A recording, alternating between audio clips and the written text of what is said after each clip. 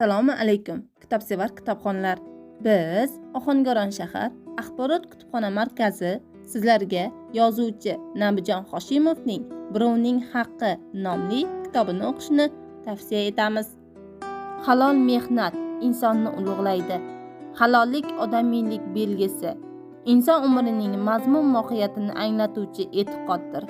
Inson o'z hayotida qayerda va qay holatda bo'lmasin, o'zaro munosabatlarda halollik barobarida qallobliklarga ham duch kelish tabiiy. Asar real voqealarga asoslangan bo'lib, uning qahramonlari bugungi kun kishilari, zamondoshlarimizdir.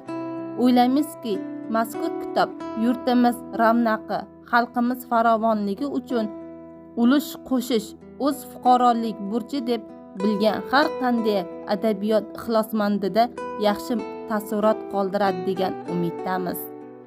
Aziz kitobxonlar, ushbu kitobni o'qishni xohlasangiz, bizning Ohangaron shahar axborot kutubxona markazimizga tashrif buyuring.